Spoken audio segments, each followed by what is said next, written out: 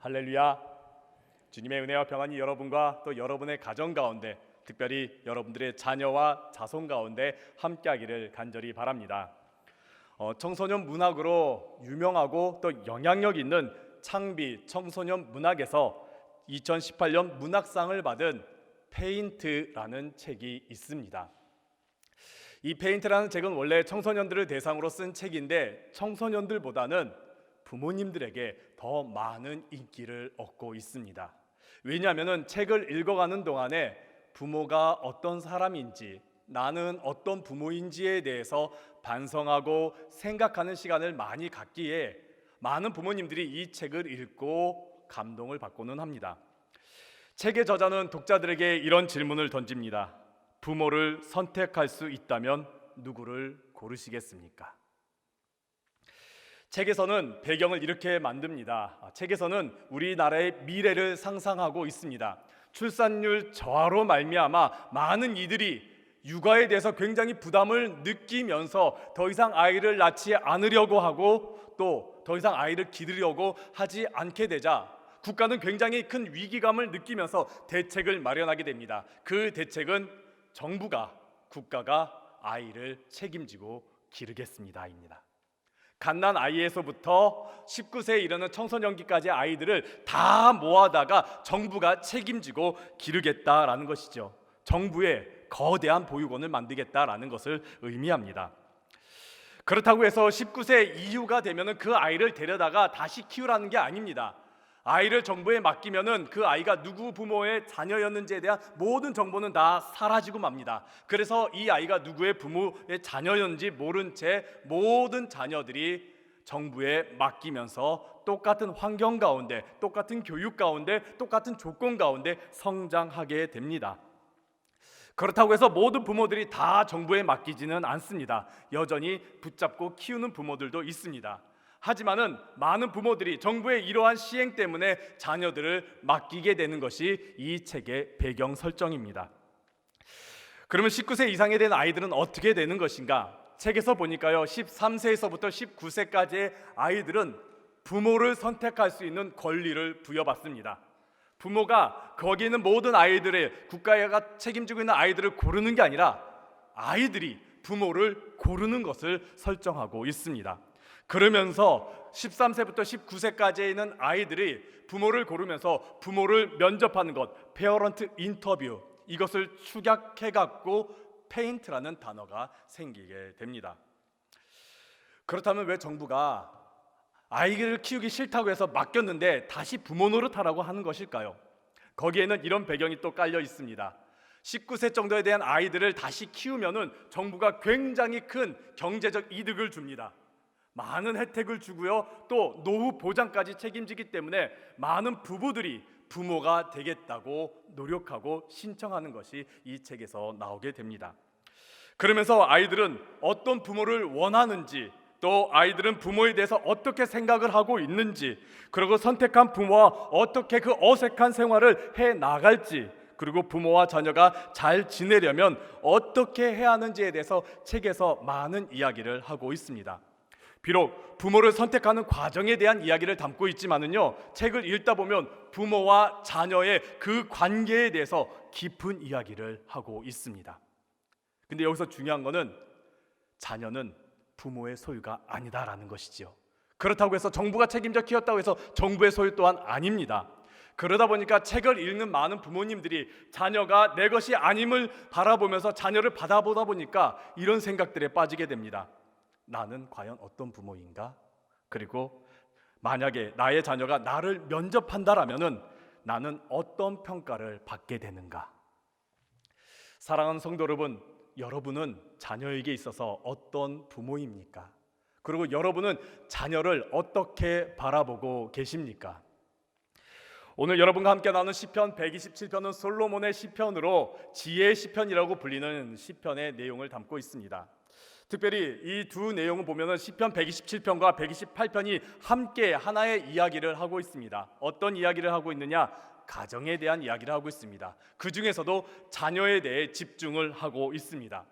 오늘 함께 나누는 시편 127편은 크게 두 가지 구조로 나누어지고 있는데 1절과 2절 그리고 3절과 5절까지 이 두 구조로 나누어져 있습니다. 1절부터 2절까지 있는 내용은 헛된 것에 대해서 이야기하고 있습니다. 무언가 헛되다라는 이야기를 하고 있고 3절부터 5절까지 있는 내용은 복되다라는 내용을 하고 있습니다. 1절부터 2절까지는 우리가 살아가고 있는 가운데 무엇이 헛된 것인지, 그리고 3절부터 5절까지는 우리가 살아가는 가운데 무엇이 복된 것인지에 대해서 말씀하고 있습니다. 이러한 시편 127편의 중간에 있는 그 3절에 있는 말씀, 이 3절 중심 구절 우리가 먼저 함께 읽고 나누도록 하겠습니다. 함께 3절에 있는 말씀 읽도록 하겠습니다. 보라, 자식들은 여호와의 기업이요 태의 열매는 그의 상급이로다. 자녀는 하나님의 기업이라고, 또 자녀는 하나님의 상급이라고 말하고 있습니다. 하나님의 기업, 하나님의 상급. 먼저 기업과 상급이라는 단어에 대해서 우리가 알 필요가 있습니다. 기업이라는 단어는 히브리어로 나할라라는 단어를 사용하고 있습니다. 뜻은 분깃, 소유물이라는 뜻을 가지고 있습니다.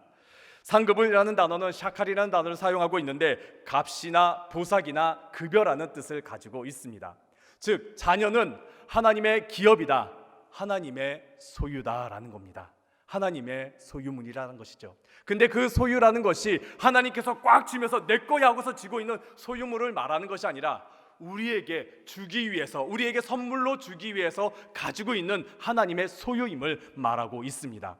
그러한 하나님의 소유물인 사람을, 자녀를 하나님께서 우리에게 상급으로 주셨다라는 겁니다.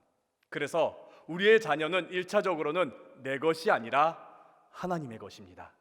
하나님의 소유입니다. 하나님께서 특별히 가지고 계신 소유를 우리에게 선물로 주신 것입니다. 나의 자녀는 나의 노력이라든지요, 나의 정말 열정이라든지요, 아니면 나의 능력과 힘의 결과로서 얻은 것이 아니라 하나님께서 하나님의 것을 우리에게 주신 선물임을 우리가 반드시 기억해야 합니다. 그래서 우리가 자녀를 생각할 때 자녀는 하나님께서 내게 주신 선물이다. 그리고 자녀는 하나님의 계획이 담겨져 있고 하나님의 뜻이 담겨져 있고 하나님의 목적이 담겨져 있음을 우리가 꼭 기억해야 합니다. 그런 마음 가운데 우리가 자녀를 양육해야 되는데 어떻게 양육해야 할까요? 오늘 본문을 가지고 함께 나누려고 합니다.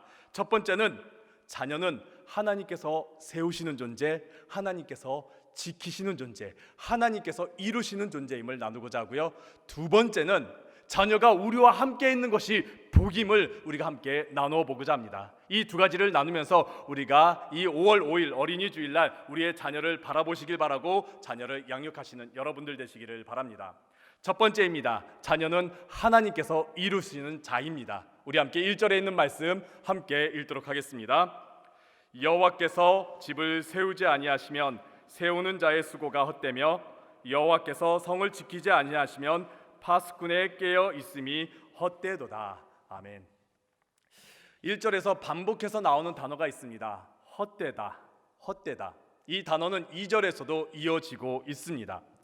헛되다라는 단어를 우리가 듣게 되면 떠오르는 성경이 있습니다. 바로 전도서이죠. 전도서에 있는 말씀을 보면 1장 2절에서부터 헛되다라는 표현을 굉장히 많이 반복합니다. 헛되고 헛되고 헛되며 헛되며라며 헛되다라는 이야기를 많이 합니다. 세상의 모든 것들은 다 헛되다라고 말합니다. 이때 헛되다라는 히브리어는 헤벨이라는 단어를 사용하고 있습니다. 수증기와 안개와 같이 사라지는 그러한 헛됨을 말하고 있습니다. 이 세상 모든 것들은 순간 사라지는 헛된 것이다 라는 것을 말하지요. 근데 오늘 본문에서 말하는 헛되다라는 단어는 히브리어가 다릅니다. 다른 헛되다라는 단어를 사용합니다. 샤브라는 단어를 사용하는데 이 단어는 절망, 무너짐, 멸망, 그리고 아무것도 없음을 의미하고 있습니다. 즉 여기서 말하는 헛되다라는 것은 모든 것이 다 무너져 버려서 아무것도 없는 상태를 말하고 있습니다. 전도서에 있는 헛되다라는 것은 사라지는 그 허망함을 말하고 있다라면은, 허무함을 말하고 있다라면은, 오늘 본문에서 말하는 헛되다라는 것은 내가 쌓아 올리고 내가 노력하고 내가 이런 그 모든 것들이 다 한순간 무너져 버리는 헛됨을, 절망을 말하고 있습니다. 하나님께서 세우지 아니하시면 무너져 버리고 만다. 헛되다. 하나님께서 지키지 아니하시면 그 모든 것은 다 무너지고 만다. 헛되다라는 것이죠. 특별히 본문 1절에서 보면은 하나님께서 집을 세우지 아니하시면, 우리의 가정을 세우지 아니하시면, 우리의 가정을 이끌지 아니하시면은 그 모든 것은 헛되다라는 겁니다. 내가 우리의 가정을 이루고 우리의 가정을 만들고 우리의 가정을 어떻게든 해 나가겠다고 하려고 하지만은 그 모든 것들은 하나님 없이는 다 무너져 버리고 만다라는 것이죠. 성도 마찬가지입니다. 우리의 공동체도 마찬가지입니다. 우리의 가정도 마찬가지입니다. 내가 아무리 준비하고 내가 아무리 계획하고 내가 아무리 지키려고 한들 하나님이 계시지 않는다라면은 어느 순간 다 무너지고 만다라는 것이죠. 우리가 살아가면서 우리의 자녀가 뜻대로 되지 않고 내가 정말 노력하고 내가 정말 많이 애썼는데도 우리의 자녀가 엇나가고 무너지는 것이 이유가 무엇입니까? 그 안에 하나님이 계시지 않기 때문이다라는 겁니다. 그렇다면 우리가 해야 될 것, 우리 부모가 해야 될 것은 단순합니다. 하나님께서 우리의 자녀를 세우고 우리의 자녀를 지키고 우리의 자녀를 함께하기를 바라야 된다는 것이죠. 즉 우리의 자녀를 하나님께 맡겨야 합니다. 자녀는 처음에 말씀드렸다시피 하나님의 것입니다. 내 것이 아닙니다. 하나님의 것입니다. 그렇기 때문에 우리는 나의 자녀를 하나님께 맡겨야 합니다. 그래야지만이 하나님께서 우리의 자녀를 붙잡고 인도하시고 이끌어주시고 이루어 가신다라는 것이죠. 성경 어디에서도 우리 보고 나 자신에게 보고 인간에게 보고 너가 이루어라, 너가 행해라, 너가 만들어라 하는 말씀은 하나도 없습니다. 마찬가지로 우리 부모에게 하나님께서는 너가 너의 자녀를 책임지고 너가 이루고 너가 만들고 너가 세워라 라고 말씀하지 않습니다. 하나님은 맡기라라고 말씀하십니다. 하나님께서 이루시겠다고, 하나님께서 지키시겠다고, 하나님께서 책임지시겠다라고 하나님께 맡기라라고 말씀하고 있습니다. 잠언 16장 9절에서 하나님께서 우리에게 이렇게 말씀하십니다. 사람이 마음으로 자기의 길을 계획할지라도 그의 걸음을 인도하시는 이는 여호와이시니라. 베드로전서 5장 7절에서 이렇게 말씀합니다. 우리 함께 베드로전서 5장 7절에 있는 말씀 함께 읽도록 하겠습니다. 너의 염려를 다 주께 맡기라. 이는 그가 너희를 돌보심이라. 아멘. 성경의 많은 구절들이 또 하나님께서 우리에게 하시는 말씀은 자녀를 또 모든 것을 하나님께 맡기라라는 것입니다. 우리의 자녀 내가 이루고 내가 해내고 내가 만들어가는 것이 아니라 하나님께서 이루시고 하나님께서 만들어 가시고 하나님께서 함께 하심을 우리가 바라고 소망하며 나아가야 된다라는 것이죠. 그래야지만 우리가 평안할 수가 있다라는 겁니다. 그런데 우리가 살아가면서 그게 참 쉽던가요? 어렵습니다. 우리는 기도합니다. 하나님 우리의 자녀를 맡깁니다. 하나님 우리의 자녀를 지켜주세요. 하나님 우리의 자녀를 인도해 주세요라고 기도합니다. 그런데 실상은 그게 쉽지가 않습니다. 내가 하나님께 다 맡기고서 가만히 있으면은 뭔가 내가 아무것도 하지 않는 것 같은 그러한 염려, 그러한 조급함들이 밀려와서 우리를 불안하게 합니다. 우리는 이런 때에 믿음을 가져야 합니다. 하나님께서 나와 함께 하셨듯이 우리의 자녀와도 하나님께서 함께 해주신다라는 그 믿음을 우리가 가져야 합니다. 우리가 그 믿음을 가지고 하나님께서 우리의 자녀를 붙잡아 주시고 우리의 자녀를 인도해 주신다라는 믿음을 가져야지만이 우리는 자녀를 하나님께 맡길 수 있습니다. 프랑스 화가 중에서 에밀 리노프라는 분이 있습니다. 그분이 참 유명한 그림을 그렸는데 그림의 제목은 돕는 손입니다. 돕는 손, 이 그림을 보시면은요 바다에 배 한 척이 떠 있습니다. 그 배에 두 사람이 있는데 어린 소녀와 그리고 나이든 할아버지가 같이 앉아 있습니다.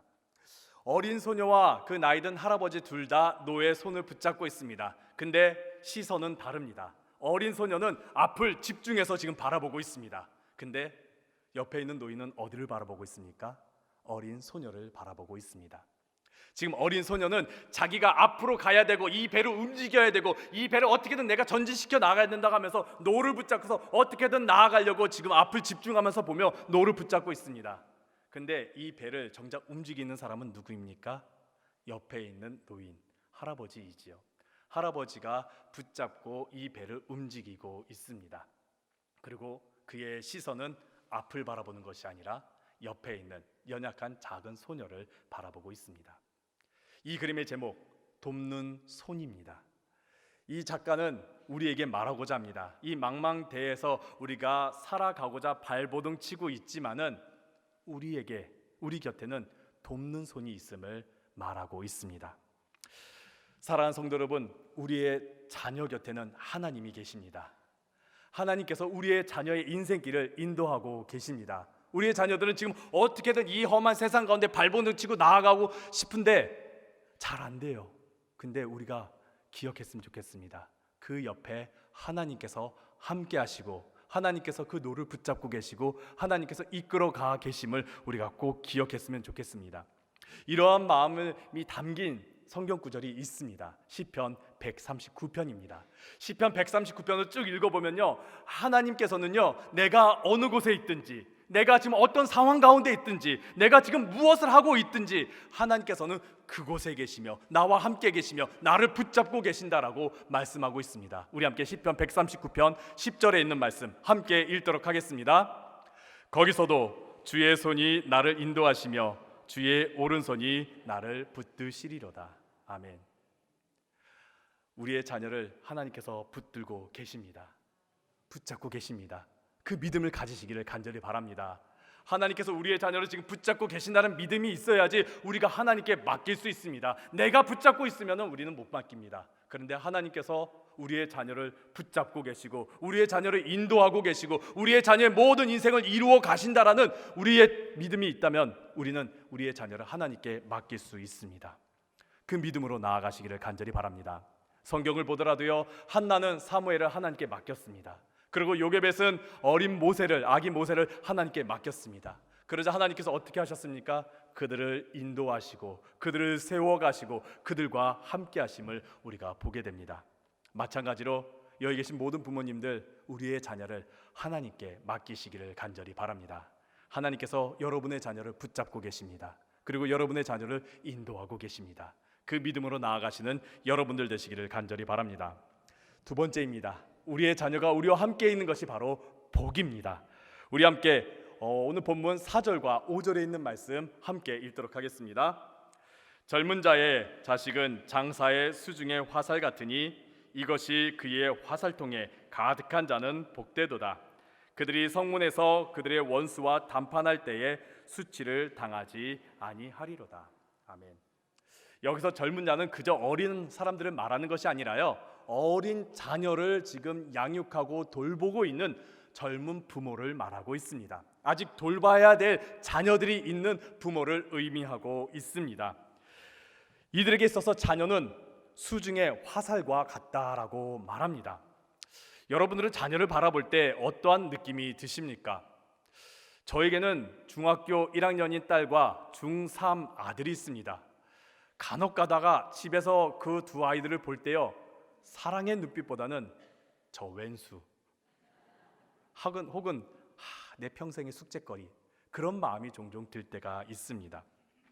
근데 오늘 본문에서는요, 자녀가 이렇다고 말합니다. 장사의 수중에 화살과 같다라고 말합니다.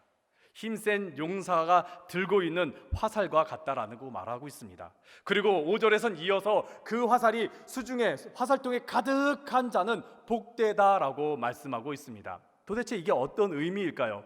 저에게 있어서는 그렇게 쉽게 다가오지 않았습니다. 그래서 또 도대체 이 단어가 어떤 의미가 있는지 원어를 한번 찾아보았습니다. 화살이라는 단어의 히브리어는 헤츠라는 단어를 사용하고 있는데 큰 뜻은 없습니다. 그냥 화살이라는 뜻을 가지고 있습니다. 그냥 화살, 아무런 큰 의미 없이 화살이라는 의미를 가지고 있어서 도대체 이 단어가 왜 생겼는지 어원을 한번 찾아봤습니다. 어원은 하차츠라는 단어를 사용하고 있는데 뜻은 나누다, 끊기다, 중단되다, 분리되다, 그러면서 화살을 쏘다라는 뜻을 가지고 있습니다. 화살이라는 게 나로부터 분리되는 것, 나로부터 나누어지는 것, 나로부터 끊기는 것을 의미하고 있습니다. 도대체 이것이 어떤 의미며 지금 화살통에 그 화살이 가득한 게 복이라고 말하는데 도대체 그게 무슨 의미인가? 오늘 본문에 있는 내용을 다시 한번 더 천천히 훑어보면서 그 내용을 한번 묵상해 봤습니다. 아직 쏘지 않은 화살이 내 안에 있는 것, 내 수중에 있는 것, 내 화살통 안에 가득한 게 복되다라고 말하고 있습니다. 근데 그 화살은 우리의 자녀라고 말하고 있습니다. 즉 우리의 자녀가 나를 떠나지 않고 내 곁에 있는 것, 나와 함께 하는 것, 나와 함께 동행하는 것, 그것이 바로 우리의 삶에 있어서 복이다라고 말하는 것이죠. 아직 자녀가 내 수중에 있기에 복이고, 그리고 그러한 자녀가 내 안에 함께하기에 그것이 바로 복이다라고 말하고 있습니다. 아라비아 속담들 중에서 돌아오지 않는, 한 번 떠나면 절대 돌아오지 않는 네 가지가 있는데, 첫 번째는 내뱉은 말, 두 번째는 지나간 인생, 세 번째는 저버린 기회, 그리고 네 번째는 쏜 화살이라고 말합니다. 화살은 한 번 가면은 다시 되돌아오지 않는다라는 것이죠. 그렇다고 한다면은 수중에 있는 그 화살, 그것은 바로 나와 함께 있는 자녀, 우리의 자녀, 지금 나와 함께 거하고 있는 우리의 자녀, 그것 자체가 바로 복이다라고 말씀하고 있는 것이죠. 떠나간 자녀보다, 탕자 같은 그 떠나간 자녀보다 지금 나와 함께하는 자녀가 바로 복이고, 그 자녀로 말미암아 부끄러움을 당하지 않는다라고 말하고 있습니다. 1960년대 미국의 부모님들은 너무나 큰 걱정 가운데 살아가고 있었습니다. 왜냐하면 자녀들에게 심각한 문제가 있었기 때문입니다. 자녀들에게 심각한 문화가 임해서 심각한 문제 덩어리가 생겼습니다. 1960년대 미국은 여러 가지 사회 문제가 많이 일어났습니다. 근데 청소년들 사이에서 한 가지 심각한 문화가 있었는데, 그것이 무엇이냐? 히피 문화가 생기게 되었습니다. 그 히피 문화 때문에 자녀들이 집을 떠났습니다. 집을 뛰쳐나갔습니다. 그냥 나가면은 그냥 조금 걱정만 할 터인데, 뛰쳐나가면서 길거리에서 노숙하고 이리저리 돌아다니면서 세상 유혹과 세상 것들에 빠져 죄악 가운데 빠져버리고 말았습니다. 학교도 가지 않고 길거리를 어슬렁거리면서 자기 마음대로, 감정대로, 욕망대로 살아가면서 죄악 가운데 빠져버리고 말았지요. 이러한 자녀들을 바라보면서 부모님들은 정말 크게 상심하며 크게 걱정하고 있었습니다. 그런데 이때에 켄터키주의 한 공무원이었던 잭 루이스가 자동차 범퍼에 이러한 글귀를 써 넣었습니다. 당신은 오늘 당신의 자녀를 안아 주었습니까? 범퍼에 이 문구를 써 넣고 붙이고 다녔습니다. 자녀를 말로 타이르기보다, 자녀에게 잔소리하기보다, 자녀를 가르치기보다 그저 자녀를 한번 안아 주었습니까? 안아 주세요. 당시 히피 문화 가운데 자녀들이 막 떠나고 자녀들 때문에 걱정하는 많은 부모들에게 있어서 이 문구는 부모들에게 큰 울림을 주었고 큰 감동을 주었습니다. 그러면서 많은 사람들이 자동차 뒤에 범퍼에다가 이 문구를 붙이기 시작했고, 또 티셔츠에다가도 그 문구를 붙이면서 다니기 시작했고, 집 앞에 또 많은 게시판에 이 문구를 붙이게 되면서 결국에는 TV 공익 광고까지 나오게 되었습니다. 그러면서 부모님들이 정말 자녀들을 말없이 그냥 조용히 이유 없이 안아주기 시작했습니다.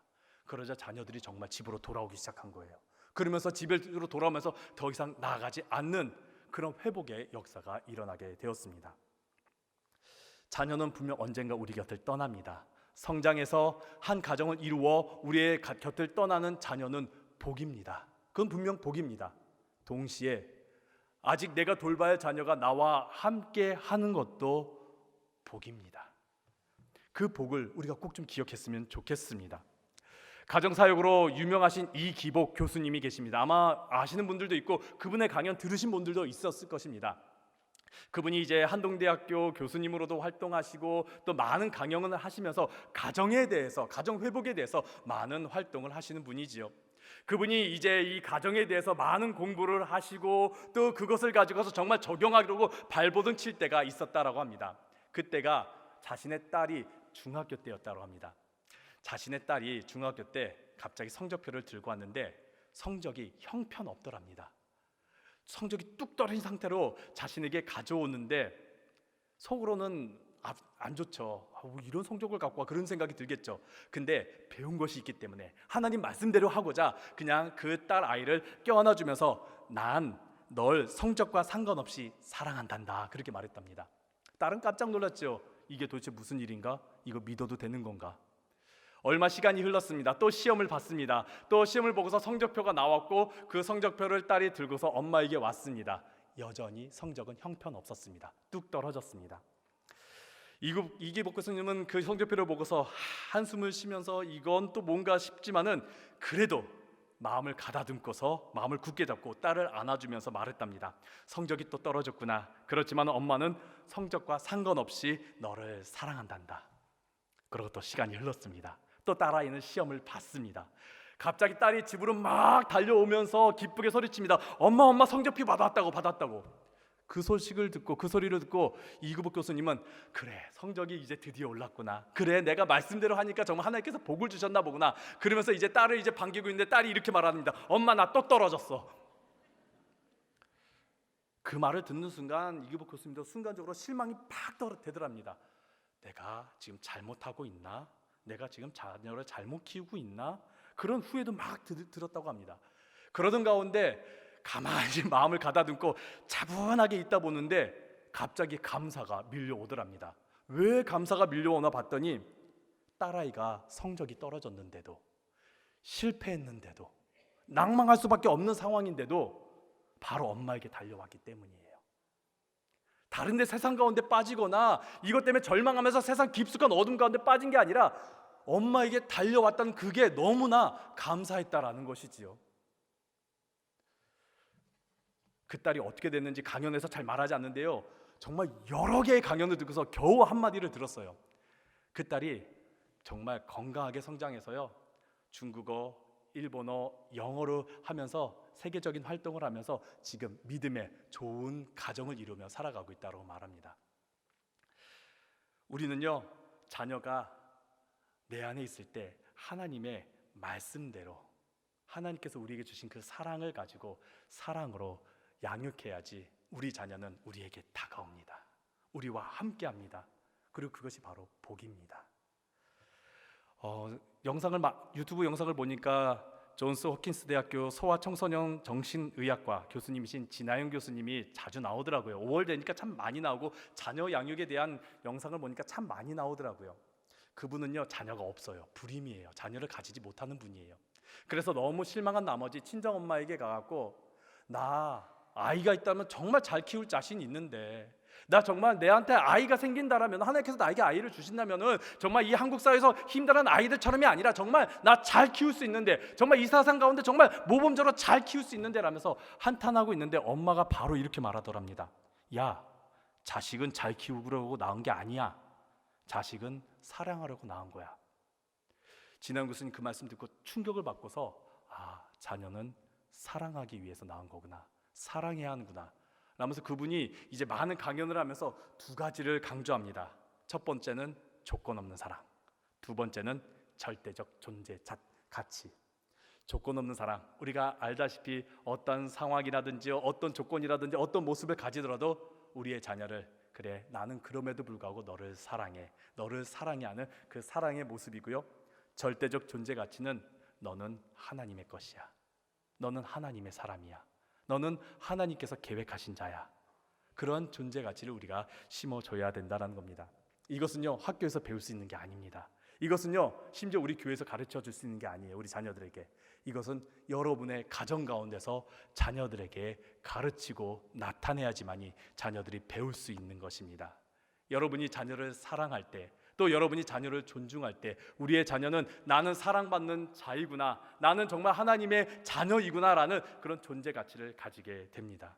그렇게 사랑하는 성도 여러분, 우리의 자녀와 함께하기 위해 사랑을 주시고, 또 내 자녀가 지금 나와 함께하고 있다, 지금 속썩이고 있고 또 성적도 엉망이고 그럴지라도 나와 함께하고 있다, 이거 자체가 복임을 늘 기억해 주시기를 바랍니다.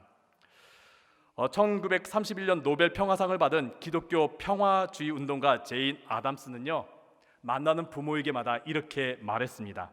딸이 엄마와 이야기하고 싶어 하면요, 지금 오븐에 음식이 타고 있더라도 먼저 딸과 이야기하세요. 그리고 아들이 아빠와 이야기하고 싶거든 가게 문을 닫고서라도 아들의 말상대가 되어주세요. 그게 돈 버는 길입니다. 그게 돈 버는 길입니다. 그게 우리가 살아갈 이유입니다. 사랑하는 성도 여러분, 우리의 자녀들 많이 사랑해 주시고 또 존중해 주시길 바랍니다. 그러기 위해서는 우리의 자녀는 내 것이 아니라 하나님의 것임을 꼭 기억하면서 우리의 자녀를 정말 말씀대로 믿음대로 잘 양육해 주시는 여기 계신 모든 부모님들 되주시기를 간절히 바랍니다.